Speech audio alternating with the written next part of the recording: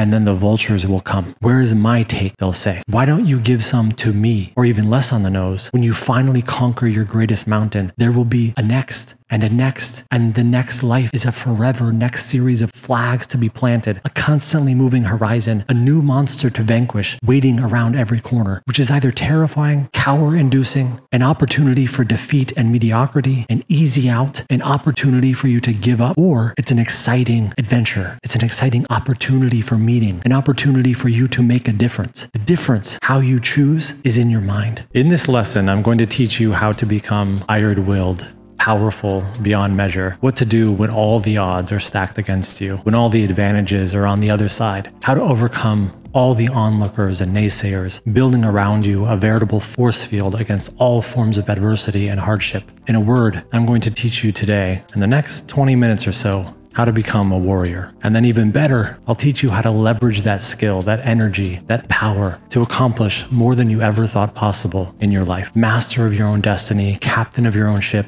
greatest salesman in the world, inventor extraordinaire, expert, CEO, millionaire, billionaire, even world traveler, someone who changes the zeitgeist, someone who matters. But here's the exciting part. I'm going to teach you all of these skills by leveraging the power of allegory by telling you a story. And listen, here's the thing. I know that you're logical, you're smart, you don't have time to waste, you've got to go on a run, you've got to go to an important meeting, a family to nurture, a business to grow, a decision to make. I don't have time for your stories, you may say. And listen, I know. Trust me, I know. And to an extent, I even agree. Useless, empty television and banal entertainment, yeah, probably not going to move the needle forward in your life. In fact, definitely not going to move the needle. And plus, you're here for a reason, right? You're not interested in passive verbs. You're all about action. You want to grow, expand, learn. You want to become. You want to know how this story will change the answer to the most basic question of personal progress. What am I going to do differently tomorrow? Yes, me too. Which is exactly why I'm so excited to share with you one of the most powerful and impactful stories ever told. One that upended my life in countless ways. A small book, yes, but one that has made a lasting impact, not only on just me, but the world. To this day, in fact, it is still the shortest book to ever win the Pulitzer Prize, which is saying something about the power of the language in this book that Hemingway used, crafting the story, The Old Man and the Sea. By the end of this lesson, like I said, you'll have an if this then that roadmap for how to brand willpower into the very fiber of your soul, so harshly in fact that there's no coming back from this. And no, that's not hyperbole. So get ready, batten down the hatches, because here we go. The Old Man and the Sea by Ernest Hemingway. To start though, behind the life-changing takeaways, let's talk for 1 second about Ernest Hemingway, a bit about literature in general. Because there's also the having dinner with your friends or talking with your boss advantage of not feeling and looking like an uneducated adult. So quickly, just so that we've got the basics here, here's why Ernest Hemingway is incredibly important. First, he's an American novelist and short story writer from the early 20th century. You may know him because of The Sun Also Rises, or For Whom the Bell Tolls, or A Farewell to Arms, or even maybe The Snows Over Kilimanjaro. And you may also know that he's known for hunting and drinking and being manly and all of that. But that's not really why he's famous. That's not why he won the Pulitzer Prize and the Nobel Prize, the two most important prizes in literature. In fact, he's famous because he quite literally changed the way that stories are written in the English language. Think of him as an inventor, like Steve Jobs. Yeah, there were phones and Palm Pilots before Steve Jobs came up with the iPhone, just like there were stories and books before Hemingway. But after these men existed, the world was never the same. Basically, pre-Hemingway, all great narrators were insanely articulate, overly so sometimes. Their vocabulary outrageous. As an example, one way of me articulating this point to you is to say that good writing before Hemingway used to sound complicated, like Shakespeare, for example. That's pretty easy to understand, straightforward, readable. Whereas before Hemingway, another way for me to explain it alternatively would be to say pre-Hemingway, virtuous scribes used long, verbose, intricate phraseology as if the only metric for meaningful authorship was the depth of one's ability to rhetorically bend language to their will. See what I mean? Hemingway changed how stories were told, literally creating an entire new style of writing. He wrote short, choppy, punchy sentences over and over again, cutting out all of the fluff and getting straight to what was happening rather than over-dramatizing any specific event. And further to this point, contrarily, just to hit the point home, Nathaniel Hawthorne, who's the famous author of The Scarlet Letter, an incredible 19th century American writer, wrote sentences like, "No man, for any considerable period of time, can wear one face of himself and another to the multitude without finally getting bewildered as to which may be true." That's a beautiful line.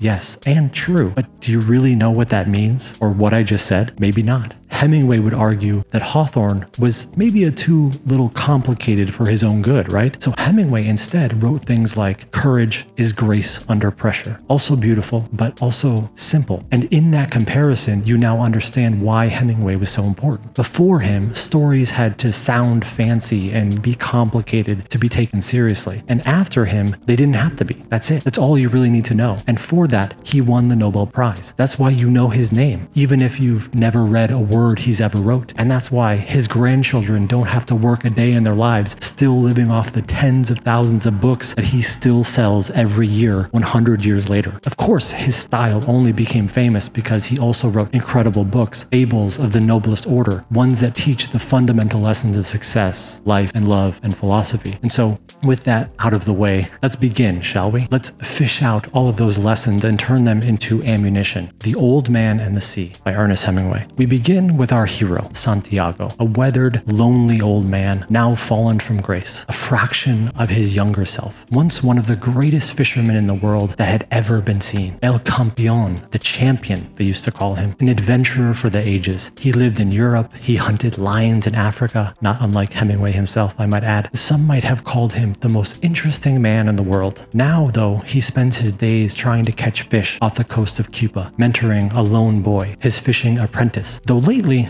the old man has seemed to lost his edge, it may seem, and maybe his mind too. The villagers call him unlucky. After 4 days without catching a single fish, they whisper to each other, the gods do not favor him. He's lost his way. This cacophony of doubt, so strong and so loud, so overpowering that his apprentice is banished from ever fishing with him again. He's no longer the master of his trade. He's now bad luck, they say. So we are immediately at a crossroads of will. Should our old protagonist fight on after 84 consecutive failures? Does he dare try once again? Hasn't the universe given him the answer already? Give up, old man. You're tired and you're lost and you're forgotten. You're hopeless. You don't have anything left to offer, nothing left to teach. The world doesn't need you anymore. Stop trying. There's no more hope left for you. To which Hemingway writes, but it's silly not to hope. It's a sin. Meaning, no matter the odds against you, no matter what has happened before, as long as you have hope and breath and a beating heart, there's always another day. Despite the onslaught of doubt, the only thing that really matters is, what are you going to do next? Will you give up or will you fight on? And in this case, the old man chooses to fight. Valiant and alone, he takes his boat out well past where any other fisherman dares to go, out into the treacherous unknown, which is of course an obvious metaphor. If you want to catch the biggest fish, you have to go past your comfort zone and probably the comfort zones of everyone around you. You must go out into the open, scary ocean of the unknown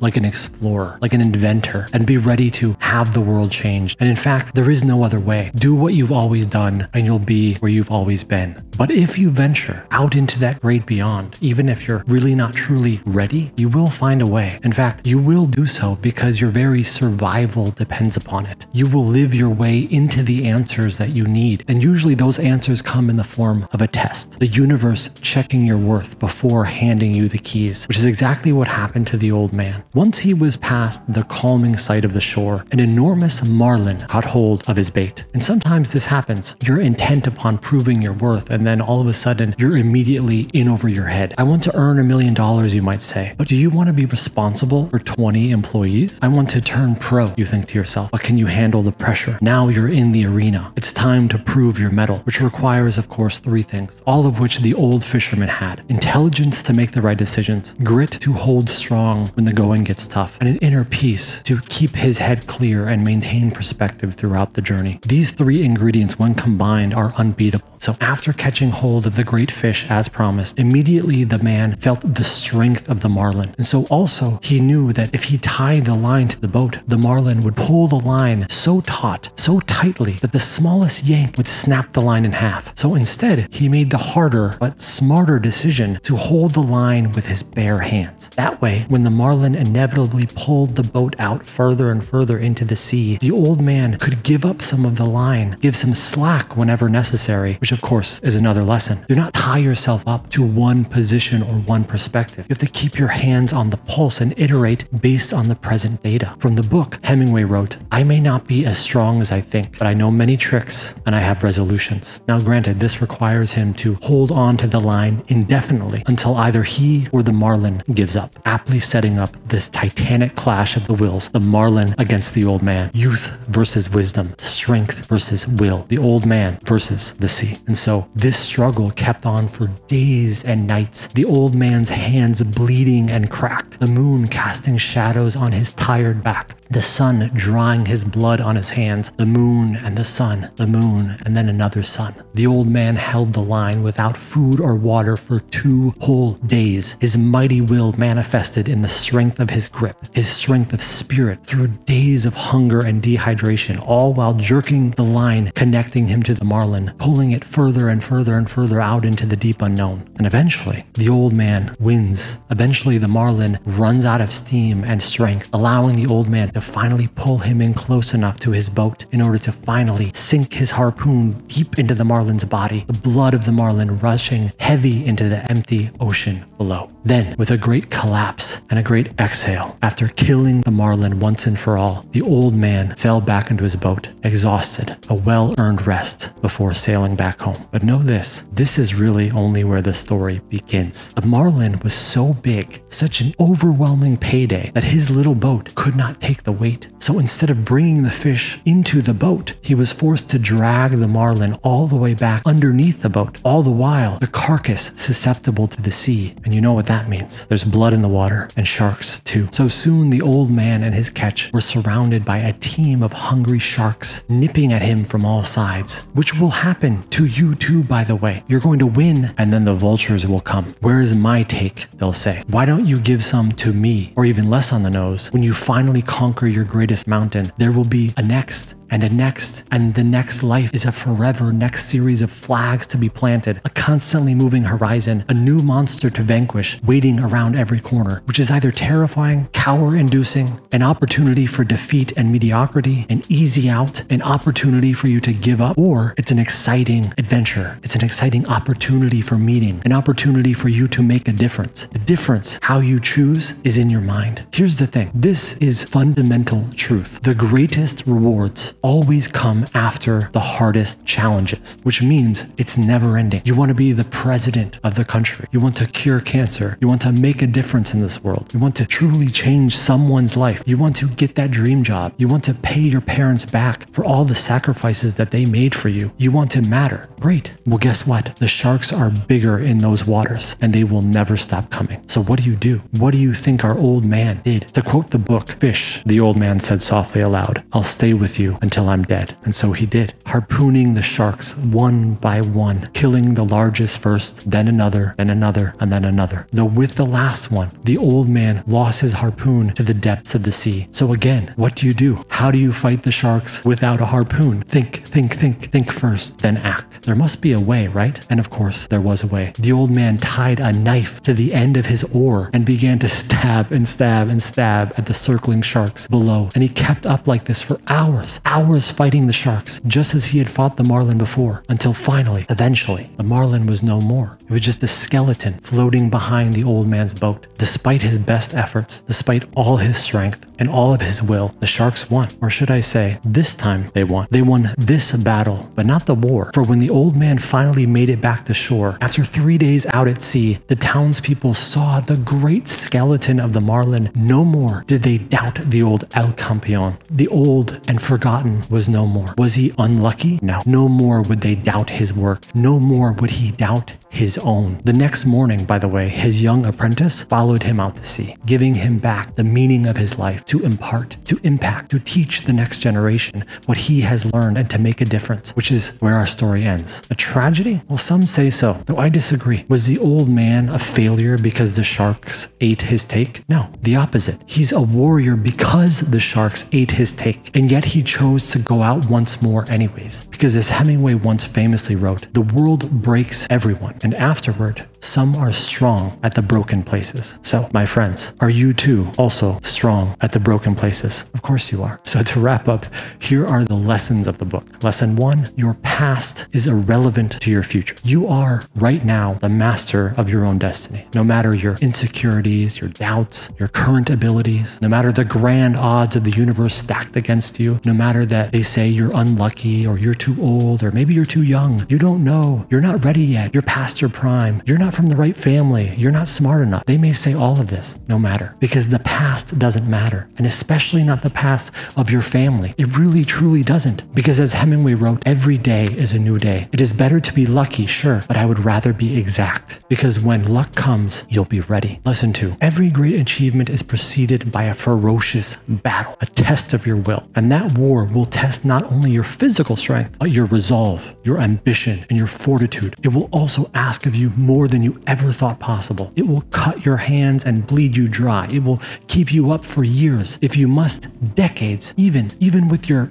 head scorched from exhaustion. It will push you into late nights and early mornings. So be ready, because to accomplish the extraordinary, life will test you with an extraordinary adversary. And this adversity, it will manifest itself both internally and externally. It'll come from within you in the form of fear and negativity. You'll experience waves of doubt that make you feel as if you're lacking the key ingredient needed to help or even keep going or even keeping a hold of what you already have. But you must persevere nonetheless, because through these challenges, you will become who you are meant to be. Hemingway wrote it this way: now is no time to think of what you do not have. Think of what you can do with what there is. Remember, there is no finish line in life. There is no I've won. There is no I've caught the marlin, now I'm done. Because even after the greatest win, the day after your epic accomplishment, literally moments after you confidently plant the flag upon the shores of your new conquest, whatever it is, the sharks are coming. Self-doubt, self-worth,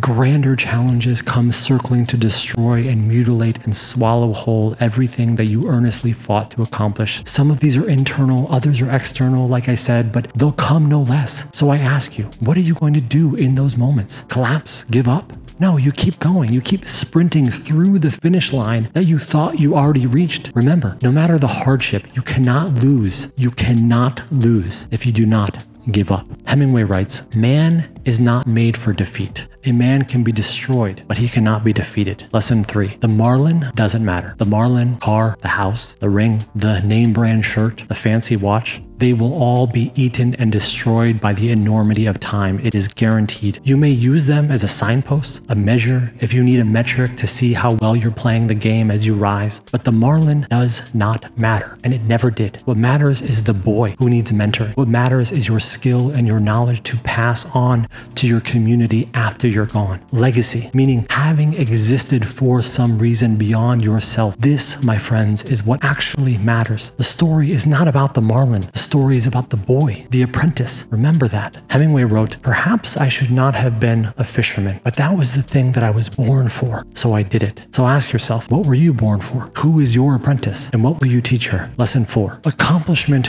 is about a platform for the next accomplishment. When the old man wakes up the next morning after his epic battle with the marlin and the sharks, he is the same body, but somehow he's new. Why? Because in life, winning matters. Every small, seemingly nothing win matters, because each win teaches you to win the next time. Each acts as a platform onto which your next win can stand. I did it yesterday, you can say to yourself, so I can do it once again. Winning, remember, feeds on momentum. So do not fall prey to the fallacy of it doesn't matter this time. It always matters. So listen, that's the high level. An old man, despite the odds against him, and with a community of doubters surrounding him, catches the biggest fish anyone has ever seen, only to have its precious meat devoured by the hungry sharks of the sea. And yet, despite this loss, the old man still wins, proving to himself and to his community and to his apprentice that he still has another day left in him, that he'll wake up once more and fight again. The takeaways being that you are the old man. You have flaws and insecurities and doubters and odds piled up against you. We all are the old man, and we all have our great fishes to be caught, the meaning of our lives waiting to be manifested despite their improbabilities. And it will be hard, because it should be hard. Because all great things are difficult. If you would like to curl up in the safe warmth of a simple, predictable, forgettable life, then do so. But if you're here and you want to venture out into that great beyond to catch your own mythical fish, then you better be ready for a fight. Because life is not always easy. It will tear you to shreds if you're not on guard. But here's the good news. If you fight enough and you claw enough, it'll eventually submit to your will. The universe will bend to your beck and call, at least for a second or two, until it fights back once again. And then an even greater army of doubt and insecurity and inability and odds against the greater sharks coming to eat you alive right after you thought you'd have won. They'll come anyways, but guess what? And at times the sharks will win. They'll take everything that you worked so hard for, but also guess what? That's life. You'll win and you'll fail. You'll win and you'll fail. You'll win and then you'll fail. The only meaningful question then is this one. What are you going to do next? What are you going to do differently tomorrow? Are you going to rise with the morning sun to fight another day? Are you going to use that chance to fight for new strength? Are you going to continue to learn? Are you going to be worth your weight? Are you going to impart, or shall you give up like the greater masses? That, my friends, is the question. That is the question that this story asks you. I think you know the answer, because that's why you're here, right? As Shakespeare wrote, once more under the breach, dear friends, once more. Thanks for watching. Until next time, cheers.